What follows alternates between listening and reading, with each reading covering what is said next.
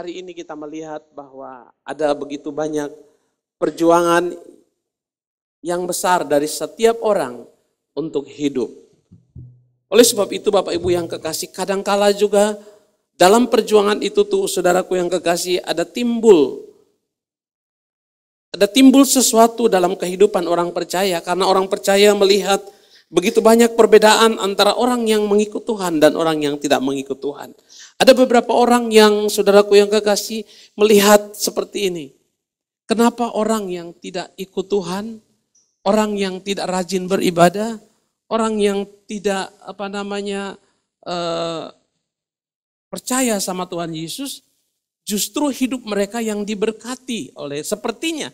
Justru hidup mereka tidak pernah kekurangan, justru hidup mereka tidak pernah kesusahan, bahkan hidup mereka ada dalam kelimpahan. Nah Bapak Ibu yang kekasih, ini juga menjadi pertanyaan dari salah seorang pelayan Tuhan kepada. Oleh sebab itu kita buka dulu dalam Amsal pasal 23 ayat 17. Amsal 17 sampai 18. Saya akan bacakan bagi kita sebagai titik awal bagi kita sebelum saya membuka lembaran kedua dari firman Tuhan yang akan saya bacakan. Amsal 23 ayat 17, kalau saudara sudah ketemu bilang amin. Ayat 17 saya bacakan.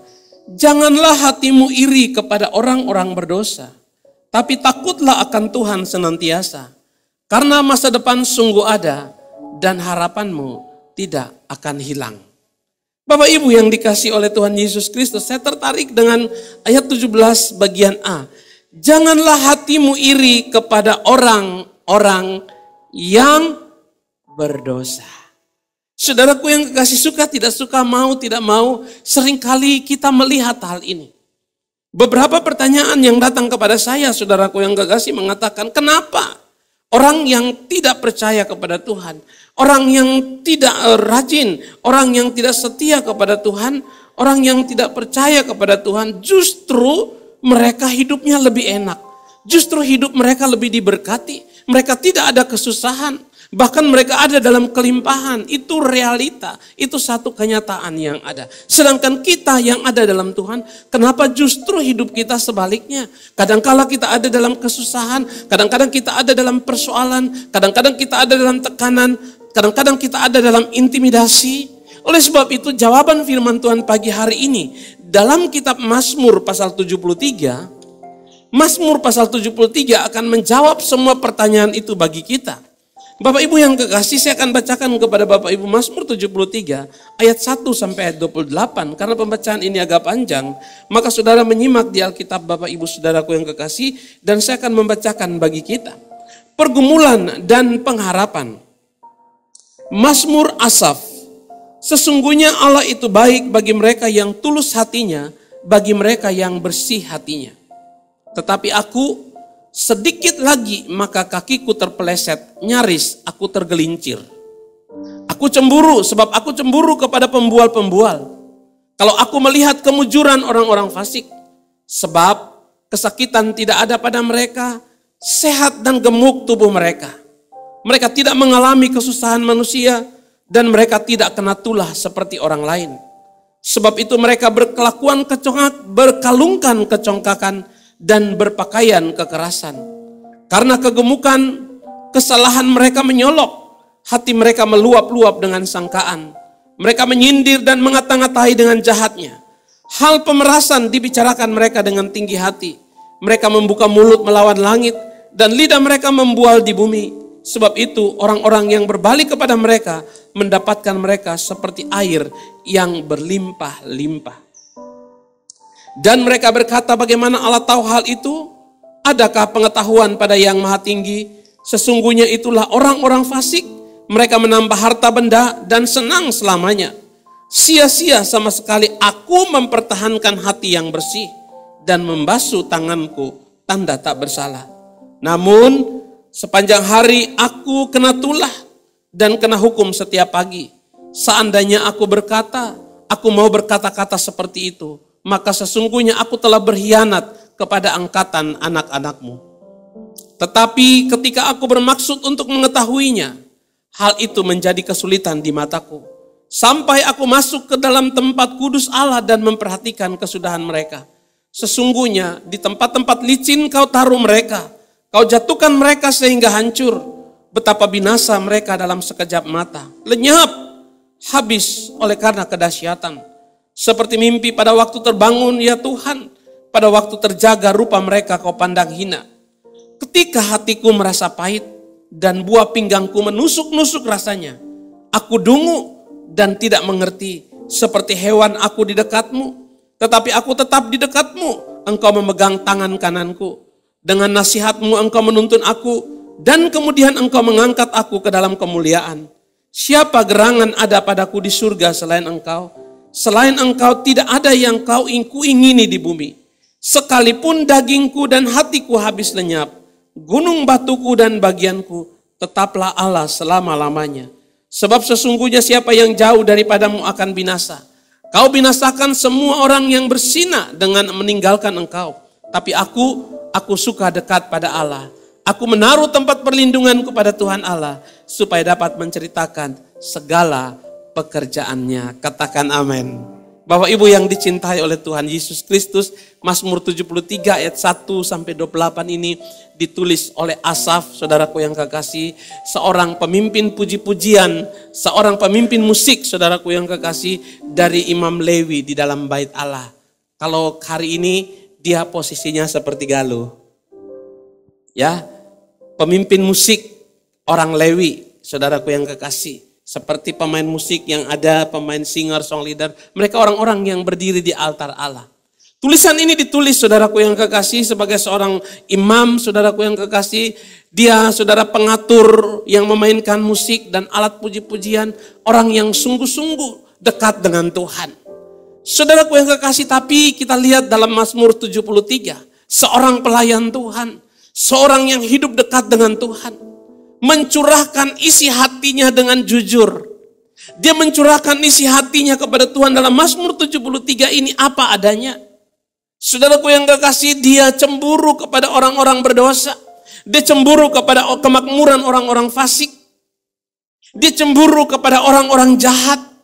Dia cemburu kepada orang-orang yang tidak mengenal Allah. Dia cemburu kepada orang-orang yang tidak berbakti kepada Allah. Dia cemburu kepada orang yang tidak takut akan Allah. Kita lihat, saudaraku yang kekasih, Bani Asaf, seorang yang sungguh-sungguh setia kepada Tuhan, orang yang sangat dekat dengan Tuhan. Dia menulis catatan ini karena dia melihat betapa gemuk dan kaya, betapa senangnya hidup orang-orang fasik. Saudaraku yang kekasih, kenapa saudaraku yang kekasih orang fasik makin makmur, sementara orang-orang saleh menderita miskin? Bani Asaf menderita dan dia mencurahkan isi hatinya dengan jujur kepada Tuhan. Dan saudaraku yang kasih dapat simpulkan, saudaraku yang kekasih, dia bertanya, kenapa hidup ini tidak adil? Dan ini satu realita. Yang jahat malah diberkati dengan materi, saudaraku yang kekasih. Diberkati dengan kesehatan. Tidak mengalami kesusahan atau penderitaan. Sementara orang saleh dan orang yang takut akan Tuhan malah menderita susah. Kelihatannya seperti itu. Bani Asaf, saudaraku yang kekasih, dia cemburu kepada orang-orang yang tidak mengenal Allah. Kepada orang-orang yang tidak takut akan Tuhan. Kepada orang-orang, saudaraku yang kekasih, yang jahat. Orang-orang sesat. Kenapa, saudaraku yang kekasih, Asaf gak senang? Kenapa Asaf gak senang dengan keberhasilan orang fasik? Kita lihat ayatnya yang ke-1 dan ayatnya yang ke-2. Sesungguhnya Allah itu baik bagi mereka yang tulus hatinya, bagi mereka yang bersih hatinya. Kalau kita lihat dan berdiri di catatan ayat ini, saudaraku yang kekasih, seharusnya Allah mengasihani Bani Asaf. Allah mengasihani orang-orang percaya. Tapi kita lihat curahan hati dari Bani Asaf di ayat yang ke-2. Tetapi dia tahu Allah itu baik. Allah itu mengasihi mereka yang tulus hatinya. Tapi saudaraku yang kekasih, ayat 2 langsung dia mencurahkan isi hatinya. Tetapi aku sedikit lagi maka kakiku terpeleset. Nyaris aku tergelincir. Dia susah hati melihat keberhasilan orang-orang yang ada di luar sana. Dan ini satu realita, Bapak Ibu yang kekasih. Coba Bapak Ibu perhatikan baik-baik. Orang yang tidak mengenal Tuhan, Satu ketika ada pertanyaan dalam satu komunitas sel yang saya pimpin, saudaraku yang kekasih. Ada satu ibu-ibu bertanya kepada saya, Pak Pendeta, kenapa saya yang ikut Tuhan selama ini, saya yang percaya kepada Tuhan, saya yang rajin dan setia, kenapa hidup saya tidak seperti tetangga saya? Loh kenapa? Saya bilang dengan tetangganya. Tetangga saya kelihatannya hidup enak. Tetangganya kelihatan hidup tidak ada kesusahan. Tetangganya memiliki rumah yang bagus, pagar yang mewah, dengan kelengkapan security. Pintunya hanya dipencet tombol terbuka sendiri. Padahal dia tidak percaya kepada Tuhan. Kenapa dia diberkati, sedangkan kenapa saya tidak diberkati? Ayat ketiga, saudaraku yang kekasih, kita lihat ayat yang ketiga dan selanjutnya. Kesusahan Bani Asaf, dan mungkin juga menjadi kesusahan kita. Ayat 3 kita lihat. Sebab aku cemburu kepada pembual-pembual, kalau aku melihat kemujuran orang fasik. Aku cemburu melihat mereka sepertinya mujur, melakukan apa saja, mujur. Berhasil sepertinya. Tidak ada tantangan. Saudara kasih ayat yang keempat lagi di curahan hati dari Bani Asaf. Sebab kesakitan tidak ada pada mereka. Sehat dan gemuk tubuh mereka. Bayangkan, orang fasik. Sedangkan Asaf yang hidup, saudaraku yang kekasih, dikatakan aku sedikit lagi terpeleset. Nyaris aku tergelincir. Sedangkan di sisi lain orang yang tidak percaya Tuhan, mereka gemuk dan sehat. Mereka tidak mengalami kesusahan manusia, bayangkan. Mereka tidak kena tulah seperti orang lain. Ini ungkapan hati dari Bani Asaf. Karena Bani Asaf hanya melihat yang bagian luarnya saja tentang orang fasik. Ayat 6. Sebab itu mereka berkalungkan kecongkakan. Sepertinya karena Allah, saudaraku yang kekasih, ada di pihak orang-orang berdosa. Sepertinya Allah tidak peduli dengan orang-orang percaya. Maka saudaraku yang kekasih, orang percaya, orang yang berdosa, orang fasik ini makin sombong. Mereka berpakaian kekerasan. Karena kegemukan, kesalahan mereka menyolok. Hati mereka meluap-luap dengan sangkaan. Mereka menyindir dan mengatah-ngatahi dengan jahatnya. Dan pemerasan dibicarakan mereka dengan tinggi hati. Saudaraku yang sedikit dikatakan, mereka menyindir dan mengatakan, lu mau percaya Tuhan, lu hidup dalam Tuhan, emang Tuhan mau kasih makan lu? Emang Tuhan itu siapa? Ada orang yang takut ke gereja itu karena takut bangkrut. Ada orang yang takut ke gereja karena takut bangkrut, saudaraku yang kekasih. Mereka menyindir, siapa Tuhanmu? Mereka menyindir. Mereka membuka mulut melawan langit dan lidah mereka membual di bumi. Sepertinya tidak ada hukuman dari Tuhan. Sepertinya tidak ada perhatian Tuhan terhadap mereka yang tidak mengenal Tuhan. Tuhan membiarkan mereka berhasil. Tuhan membiarkan mereka gemuk. Tuhan membiarkan mereka sehat. Ayat 10 kita lihat, sebab itu orang-orang berbalik kepada mereka dan mendapatkan mereka seperti air yang berlimpah-limpah. Tidak heran kalau justru orang percaya datang kepada orang yang tidak percaya. Datang kepada orang fasik dan meminta pertolongan kepada mereka. Karena hidup mereka, berkat mereka seperti air yang mengalir, di sini dikatakan. Sebab itu orang-orang berbalik kepada mereka, mendapatkan mereka seperti air yang berlimpah-limpah. Dan mereka berkata, bagaimana Allah tahu hal itu?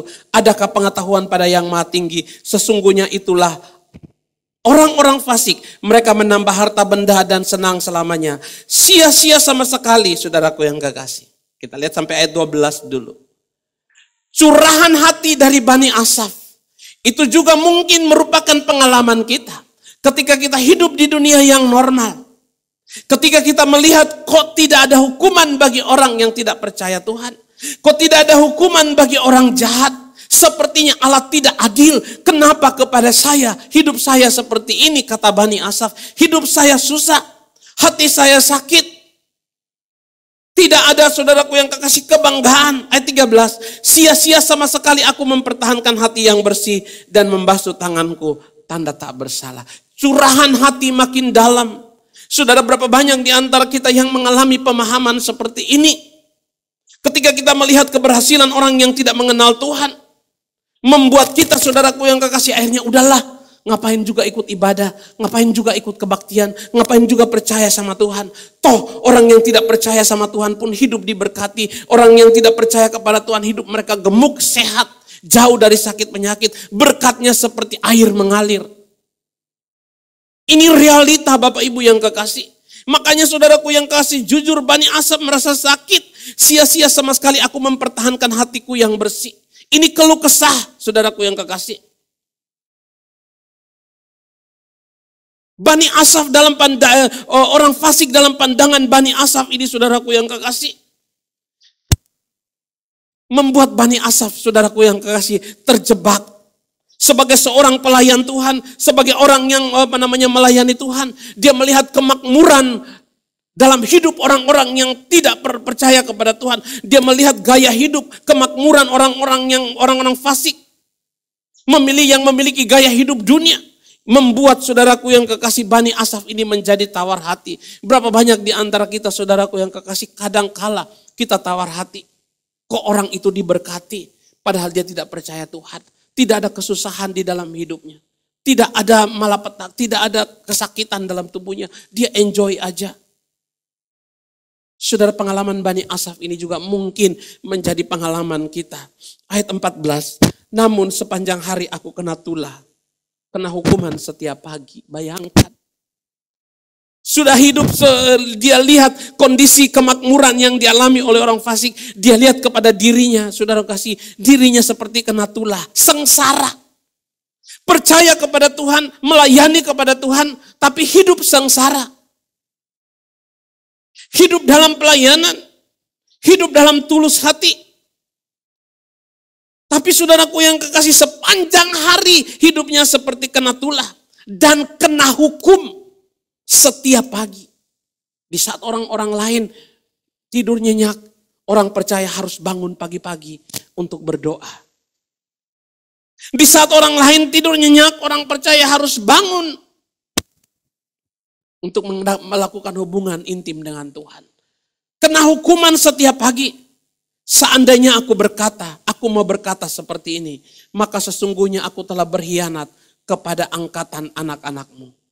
Tetapi ketika aku bermaksud untuk mengetahuinya, hal itu menjadi kesulitan di mataku sampai aku masuk ke dalam tempat kudus Allah dan memperhatikan kesusahan mereka. Bani Asaf ada di luar. Saudara kasih, ketika dia ada di luar sana sebagai seorang pelayan, dia memiliki pandangan. Kenapa orang fasik itu hidupnya lebih tertib? Kenapa orang fasik itu hidupnya lebih diberkati? Orang fasik itu hidupnya tidak kena tulah. Orang fasik itu hidupnya tidak kena hukuman. Bani Asaf saudaraku yang kekasih memiliki kecemburuan rohani. Saudaraku yang kekasih, di mana Bani Asaf ini berada saudaraku yang kekasih?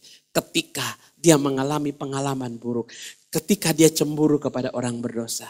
Ketika dia, saudaraku yang kekasih, tidak senang, sepertinya Allah tidak berlaku adil terhadap mereka. Di mana Bani Asaf ini berada? Ternyata setelah saya baca, Bani Asaf ini berada di luar gereja. Sebagai seorang pelayan, saudaraku yang kekasih, sampai dia bilang, saudaraku yang kekasih, ayat 17. Ayat 17 dikatakan, saudaraku yang kekasih, sampai aku masuk ke dalam tempat kudus dan memperhatikan kesudahan mereka. Dalam kesusahan hati saudaraku yang kekasih, begitu banyak orang hanya memperhatikan saudaraku yang kekasih kehidupan daripada orang yang tidak percaya kepada Tuhan. Mereka saudaraku yang kekasih memperhatikan orang yang tidak taat kepada Allah. Mereka cemburu kepada mereka yang tidak mengenal Allah. Asaf saudaraku yang kekasih tidak mengenal karakter Allah yang sebenarnya. Kenapa? Sebagai seorang pelayan Tuhan, saudaraku yang kekasih sebelum catatan ayat ini. Mungkin dia melayani Tuhan, tapi hati dia ada di luar Tuhan. Mungkin dia ada dalam pelayanan pekerjaan Tuhan. Mungkin kita ada dalam pelayanan Tuhan, tapi hati kita sesungguhnya ada di luar sana. Saudaraku yang kekasih sampai ayat 16, saudaraku yang kasih ayat 17 dikatakan. Sampai aku masuk ke dalam tempat kudus. Aku mengambil keputusan untuk masuk ke dalam tempat kudus. Saudaraku yang kekasih, dan aku memperhatikan kesudahan mereka. Siapa mereka? Kesudahan orang fasik. Kesudahan orang berdosa. Di tempat kudus Allah lah. Saudaraku yang kekasih, Bani Asaf ini melihat kesudahan daripada orang-orang yang tidak percaya kepada Tuhan. Oleh sebab itu Bapak Ibu yang kekasih, jangan pernah iri hati terhadap orang berdosa. Janganlah hati kita iri kepada orang berdosa, tapi takutlah akan Allah. Karena apa saudaraku yang kekasih? Karena ayat 18 ini saudaraku yang kekasih, di tempat kudus Allah memperlihatkan kepada Bani Asaf ini kesudahan daripada orang berdosa, kesudahan daripada orang fasik. Apa yang membedakan orang fasik dan orang benar? Ayat 17 dikatakan, sampai aku masuk ke dalam tempat kudus Allah dan memperhatikan kesudahan mereka. Ayat 18 dikatakan, sesungguhnya di tempat-tempat licinlah kau taruh mereka. Kau apa saudaraku yang kekasih, kita baca sama-sama. Kau jatuhkan sehingga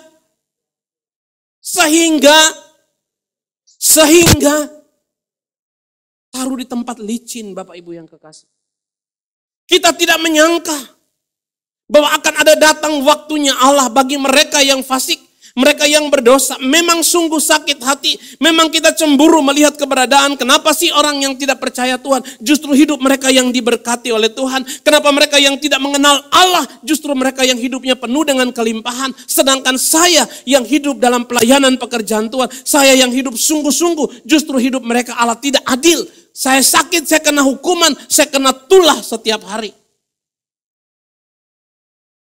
Saudaraku yang kekasih, kita lihat kuncinya masuk di dalam rumah Tuhan. Masuk ke tempat kudus. Mengajarkan kepada kita untuk melihat segala sesuatu, jangan pernah lihat dengan mata jasmani kita. Masuklah di tempat kudus. Oleh sebab itu pentingnya kita masuk dalam ruang maha kudus. Pentingnya kita beribadah.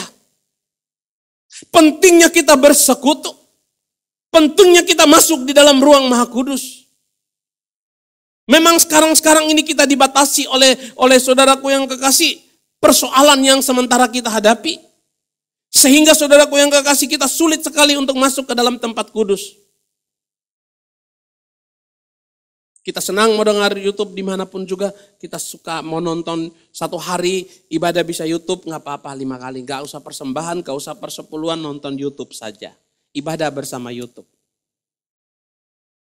Nanti kalau ada persoalan, minta tolong sama. Kalau mau mati minta YouTube. Kalau mau nikah minta YouTube. Memberkati. Enggak masalah untuk nonton YouTube sebagai referensi.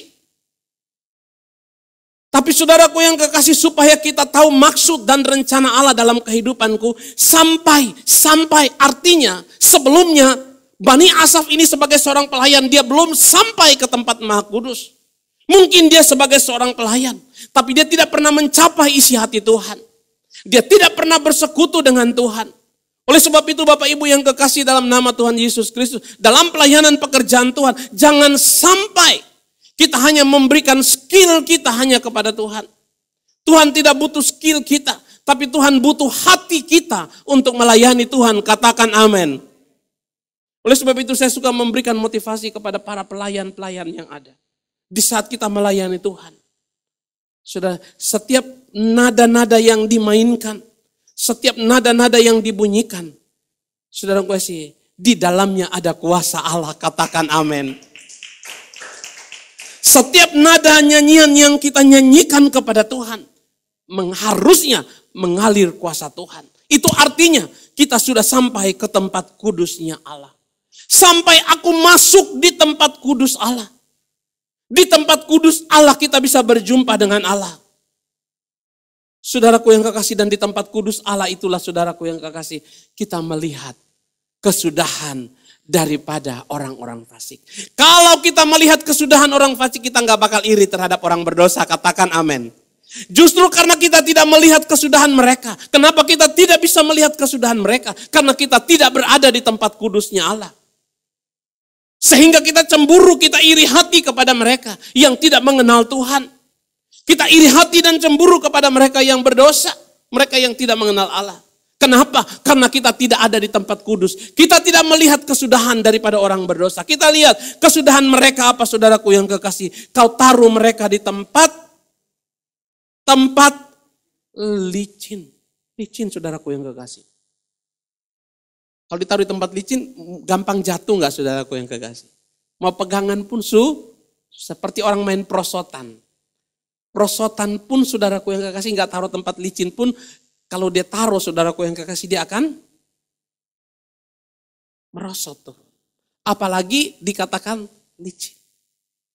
Saudaraku yang kekasih, saudara lihat orang panjat pohon pinang. Ditaruh di tempat yang licin, mudah sekali jatuh. Kau jatuhkan mereka. Bahkan bukan menjatuhkan mereka saja, tapi menghancurkan mereka.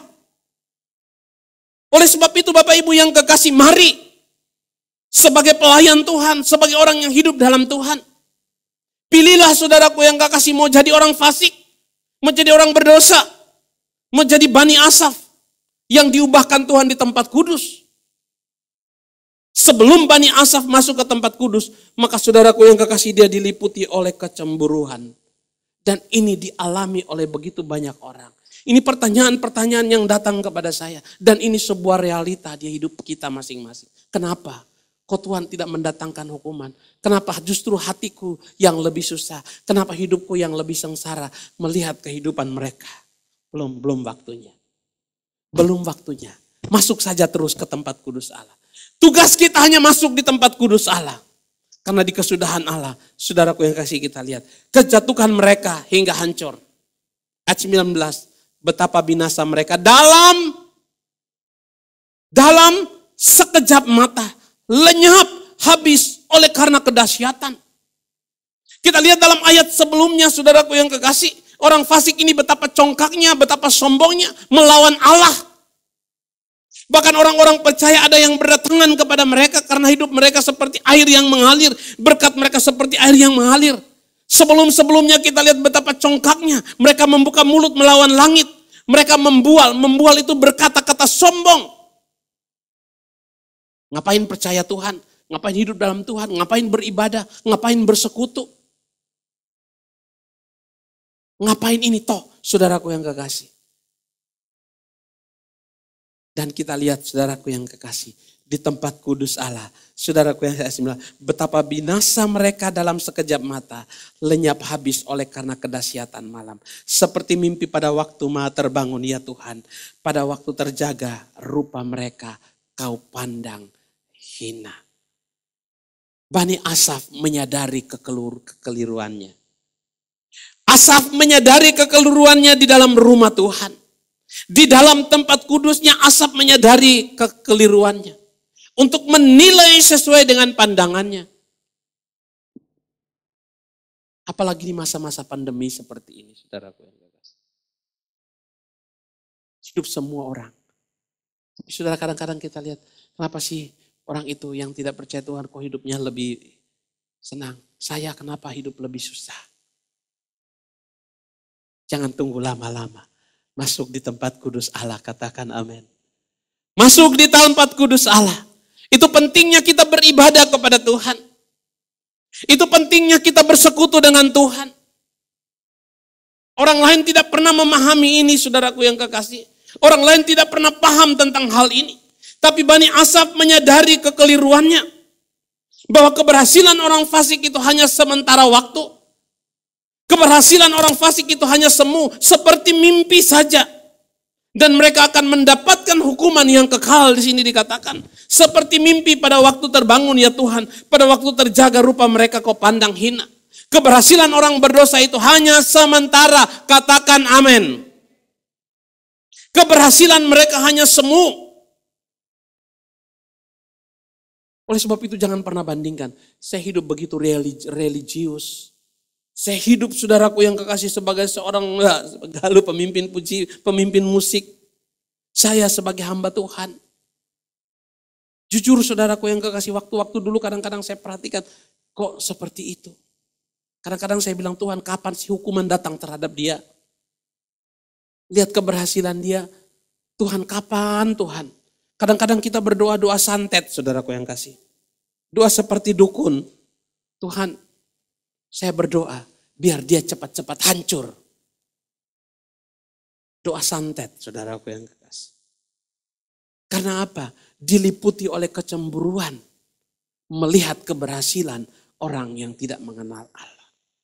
Padahal kita lihat saudara, bahwa ke ayat saudaraku yang kekasih 17 masuk tempat kudus. Lihatlah kesudahan mereka.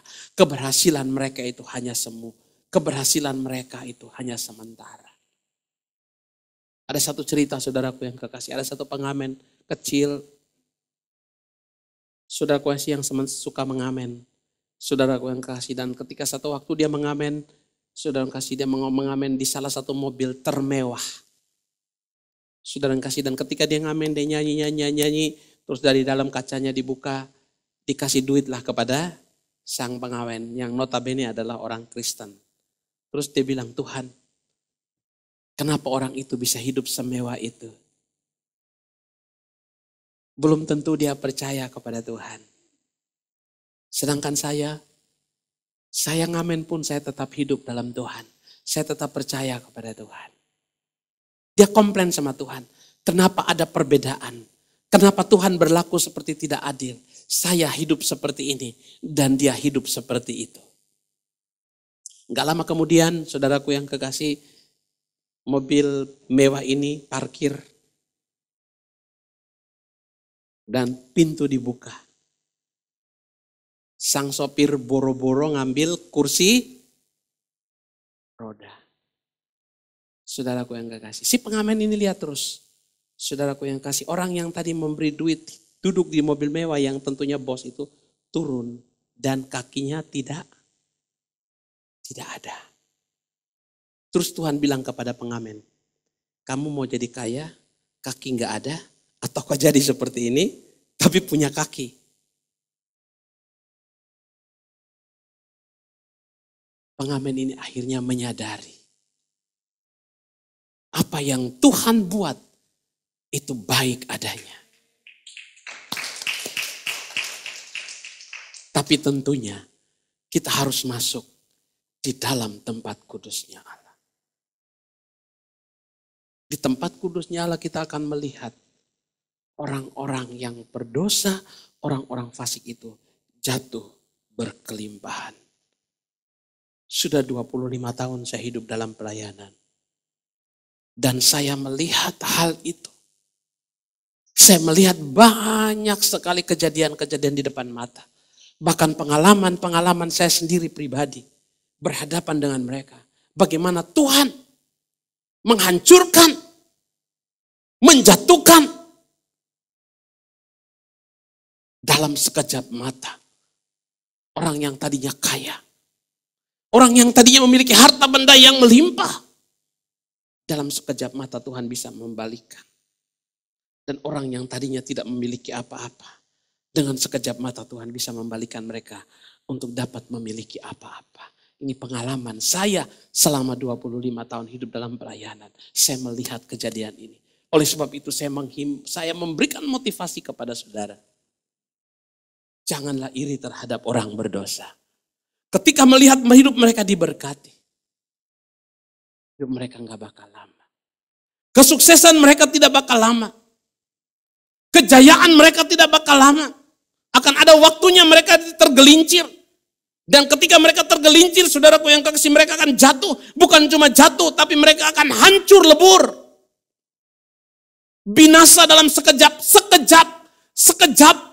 Saudara, sekejap itu waktu yang terlalu cepat.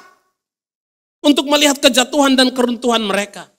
Binasa mereka dalam sekejap seperti mimpi. Ketika hatiku merasa pahit dan buah pinggangku menusuk-nusuk rasanya. Melihat keadaan itu, saudaraku yang kekasih. Aku dungu dan tidak mengerti. Seperti hewan, aku di dekatmu. Asaf seperti tidak mengerti. Asaf menyadari kekeliruannya. Tapi sepertinya dia tidak mengerti apa yang Tuhan lakukan dalam kehidupannya, dalam pandangannya. Oleh sebab itu Bapak Ibu yang kekasih, pentingnya kita masuk dalam ruang Maha Kudus. Pentingnya kita masuk. Saudaraku yang kasih, dalam tempat pertemuan dengan Tuhan. Makanya saya katakan, apakah Asaf ini orang yang tidak masuk, tidak rajin beribadah? Asaf ini seorang pelayan Tuhan. Asaf ini pemimpin musik. Artinya kalau pemimpin musik dia selalu ada di dalam rumah Tuhan, betul tidak? Tapi kenapa dalam ayat yang ke-17 dikatakan sampai masuk ke dalam ruang Maha Kudus? Artinya Asaf ini ada dalam pelayanan, tapi dia tidak pernah masuk di dalam ruang Maha Kudus. Dia tidak pernah berjumpa dengan Tuhan. Seringkali keberadaan kita ada dalam rumah Tuhan. Seringkali kita ada dalam pelayanan pekerjaan Tuhan. Tapi kita tidak pernah masuk dalam ruang Maha Kudus untuk berjumpa dengan Tuhan. Maka saudaraku yang kekasih, kita akan pahit, bahkan kita akan hancur bersama-sama dengan orang berdosa. Kita akan binasa bersama-sama dengan orang berdosa. Karena ketika kita cemburu, kita akan hidup dalam dosa.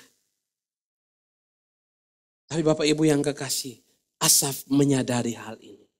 Dia masuk dalam ruang kudus. Dia datang beribadah kepada Tuhan. Pentingnya bersekutu. Bukan saja bersekutu. Beribadah itu saudaraku yang kekasih. Kadang-kadang orang beribadah itu mirip sama arisan. Tapi saya mau tanya, enakan mana ibadah atau arisan? Arisan. Kumpul-kumpul, dapat duit. Ibadah, kumpul-kumpul, ngasih duit. Kadangkala ibadah dan arisan itu saudaraku yang kekasih, orang lebih pentingkan arisan. Orang begitu kusuk ikut arisan daripada begitu kusuk ikut ibadah. Sehingga orang tidak masuk dalam ruang kudus, dia tidak berjumpa dengan Tuhan. Dia ada di dalam rumah Tuhan tapi dia tidak masuk di dalam ruang kudusnya Tuhan. Sehingga dia tidak menemukan jawaban-jawaban dari Tuhan. Sehingga hidupnya susah seperti orang fasik dan orang berdosa. Mengalami jalan buntu. Kenapa? Karena dia tidak masuk tembusi ke ruang Maha Kudus. Tidak ada jalan buntu, tidak ada jalan keluar. Jalan buntu. Tuhan bawa dalam keterperosok. Bahkan Tuhan jatuhkan saudaraku yang kekasih. Tuhan taruh di tempat yang licin bersama-sama orang berdosa. Orang fasik. Saudara, kalau Tuhan yang jatuhkan, saudaraku yang kekasih. Tuhan yang turunkan, tidak ada satu manusia pun yang bisa mengangkat. Dengan kekuatan kita sendiri, kita tidak akan bisa mengangkat diri kita. Makanya saya kadang-kadang suka ngobrol sama Tante Yuni. Saya bilang, saya selalu berdoa kepada jemaat, supaya jemaat itu ada dalam posisi yang selalu diberkati oleh Tuhan. Tapi kadang-kadang ya kita lihat, kok kenapa orang yang tidak percaya kepada Tuhan itu hidupnya lebih diberkati. Kadang-kadang kita ngobrol, ada pertanyaan-pertanyaan seperti itu. Kadang-kadang Tante Yuna, kapan sih Tuhan hukum dia, hukum mereka? Saya buka ayat ini, saya kasih. Kita masuk dulu dalam ruang kudus. Dan biar Tuhan beracara. Tapi jangan sampai Tuhan beracara. Justru kitalah yang ditaruh di tempat yang licin. Karena kita tidak pernah masuk dalam ruang Maha Kudus. Kita tidak berjumpa dengan Tuhan. Hari-hari ini tidak ada kata lain, saudaraku yang kekasih. Kita harus berjumpa dengan Tuhan. Saudaraku kasih dikatakan, aku dungu dan tidak mengerti. Seperti hewan aku di dekatnya. Bani Asaf mulai mengalami pemulihan demi pemulihan. Dia mulai dibukakan rahasia-rahasia ketika dia ada di dalam hadirat Tuhan. Ketika dia masuk di dalam ruang Maha Kudus. Aku dikatakan di sini ayat 23. Dia dungu, dia tidak mengerti. Saudaraku yang kekasih, dengan apa yang Tuhan buat. Tapi ayat 23 dikatakan, tetapi aku tetap dekat denganmu, engkau memegang tangan kanan.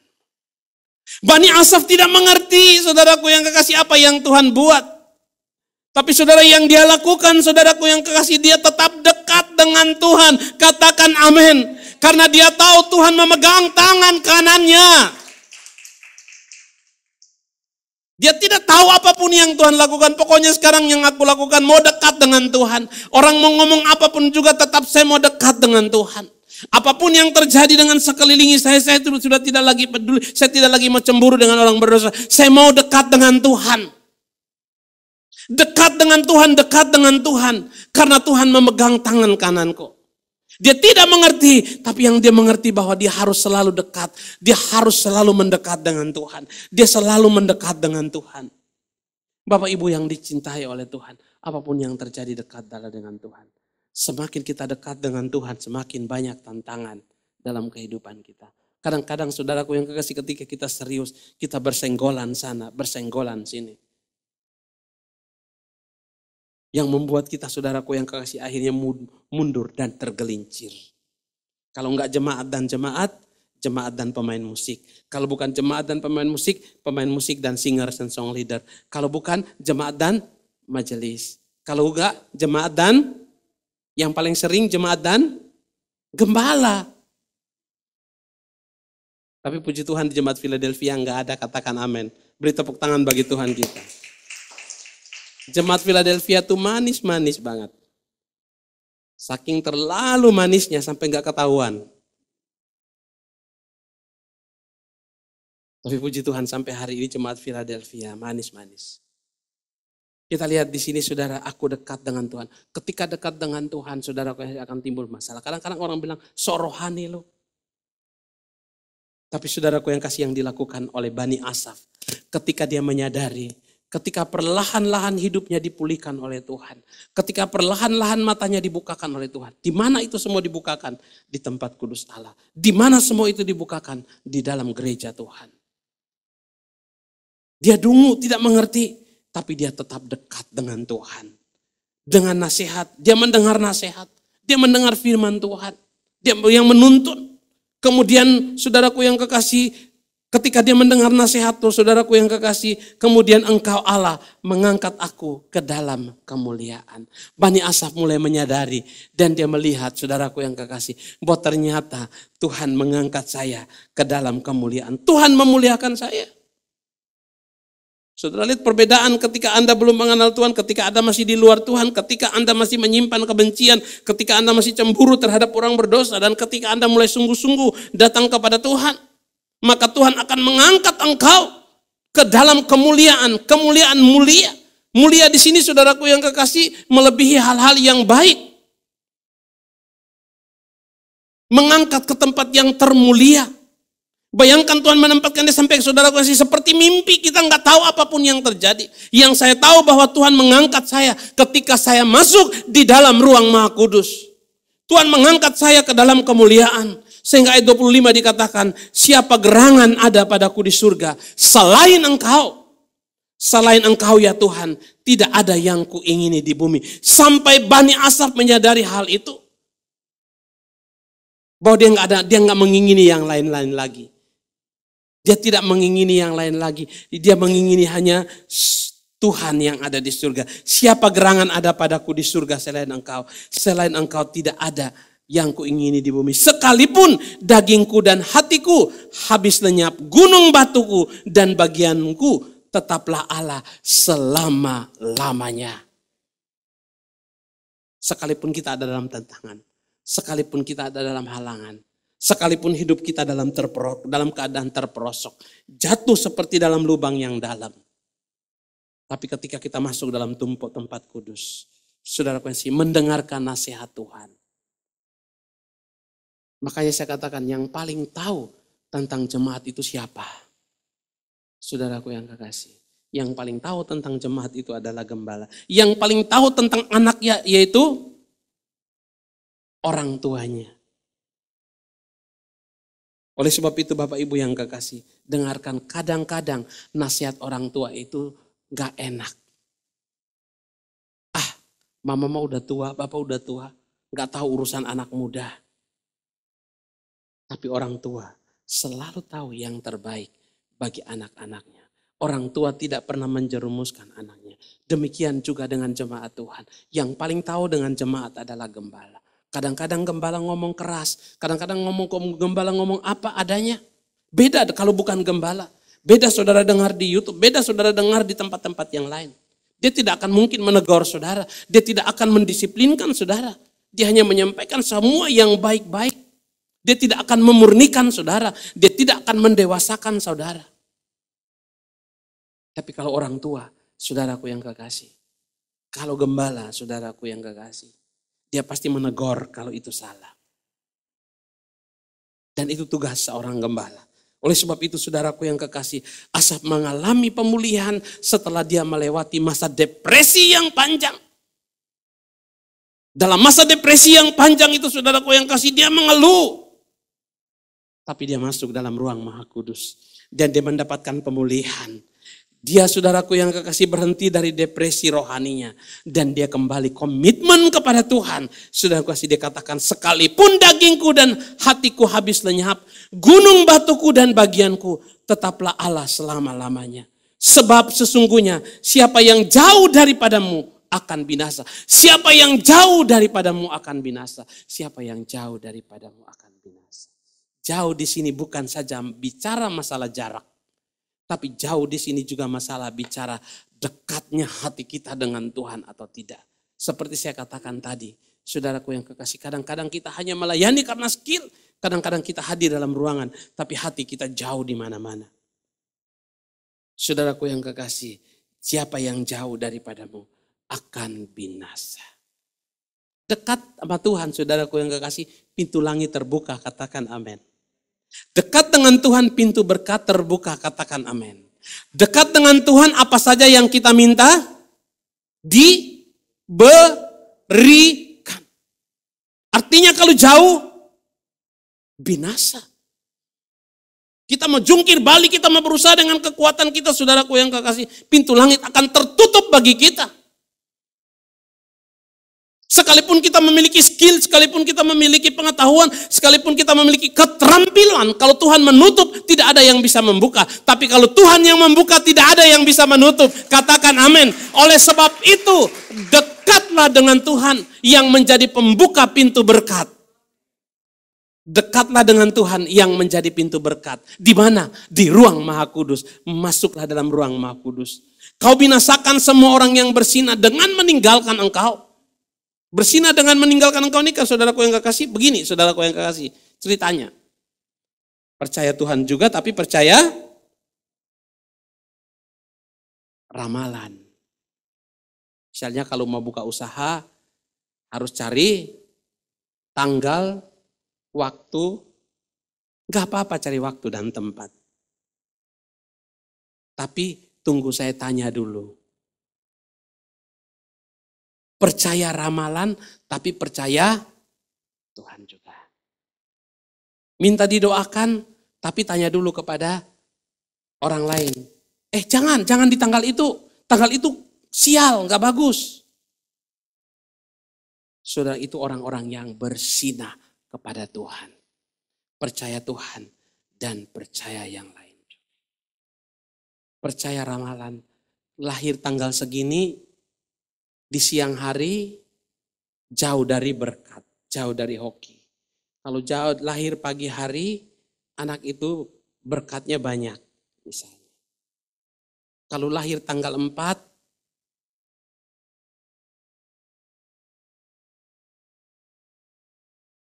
atau begini. Lahir tanggal 4,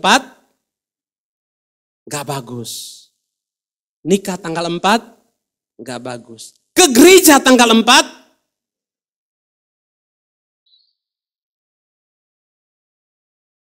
ya udah makan tanggal 4 gak bagus. Saudaraku yang kita percaya Tuhan, tapi masih percaya yang lain. Semua hari baik, semua tanggal baik, katakan amin. Tidak ada hari sial bagi kita. Semua hari itu diciptakan Tuhan. Dengan kunci katakan baik adanya. Oleh sebab itu Bapak Ibu yang kekasih, jangan bersinah dengan meninggalkan Tuhan. Ayat 28, tetapi aku, dia ulangi lagi Bani Asaf ini. Aku suka dekat pada Allah. Aku menaruh tempat perlindunganku pada Tuhan Allah. Supaya dapat menceritakan segala pekerjaannya. Pekerjaan apa? Pekerjaan yang Tuhan lakukan terhadap orang Bani Asaf, terhadap dia, pertolongan Tuhan terhadap dia, terhadap orang berdosa, terhadap orang fasik. Dia dapat menceritakannya. Karena kembali ke ayat 1, sesungguhnya Allah itu baik bagi mereka yang tulus hatinya. Dia mulai dengan kebaikan Allah, dengan karakter Allah yang baik. Tapi saudaraku yang kekasih, dia cemburu terhadap orang berdosa. Oleh sebab itu kembali ke Amsal 23 ayatnya yang ke-17. Janganlah hatimu iri kepada orang yang berdosa, tetapi takutlah akan Tuhan senantiasa. Karena orang berdosa itu urusan Tuhan. Urusan kita yaitu dekat dengan Tuhan. Puji Tuhan. Tuhan memberkati kita semua dan biarlah apapun yang disampaikan pagi hari ini dapat membuka wawasan kita di dalam Tuhan. Supaya kita jangan cemburu lagi lihat orang diberkati, jangan cemburu lagi lihat orang berdosa. Tugas kita yaitu masuk di dalam ruang Maha Kudus, berjumpa dengan Tuhan dan Tuhan akan bukakan semua rahasia bagi kita. Ingat, pintu yang sudah dibuka oleh Tuhan tidak ada yang bisa ditutup oleh manusia. Tapi pintu yang sudah ditutup oleh Tuhan, tidak ada satu tangan manusia pun yang bisa membukanya. Oleh sebab itu dekatlah dengan Tuhan, Sang Pembuka pintu berkat. Puji Tuhan, Tuhan memberkati.